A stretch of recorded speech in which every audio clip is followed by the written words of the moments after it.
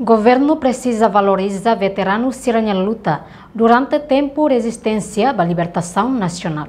Vice-presidente do Parlamento Nacional, deputada Marianzelina Sarmento, hato assunto ne Liga Lorong Nacional Veteranos, nebe mono ia lorong tolo fulang marsone, ba jornalista Sira, quarta-feira semana ne ia Parlamento Nacional.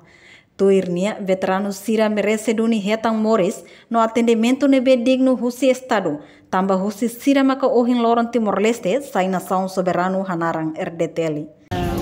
Dia 3 de março, se celebra Lorong Nacional Veteranos Chileno. Nebe Lorong ini lorong que importante que teve e lorong de nebe histórico para ter redor do Timor-Leste e a fase luta para a libertação nacional.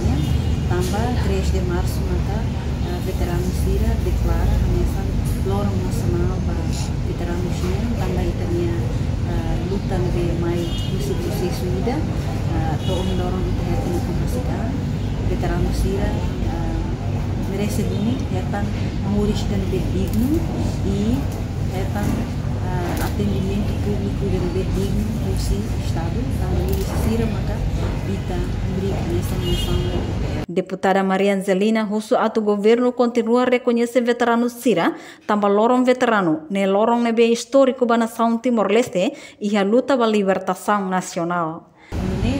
Mensagem atu governo foi continuidade para reconhecimento para veteranos Sira, review e também Constituição reconhece mártires, heróis e mártires de libertação Sira, atu Sira eta Moris dan berdigno e a República Democrática do Timor-Leste. Mas que o governo Rasik e a ona política ajuda veteranos Sira hodi hadiah Siranya Morris liu husi pensão no subsídio mensal, mas bebalon to agora se dá o que subsídio ruma husi Estado. Reportagem Melda Fátima Celestina Falo, Televisão Timor-Post.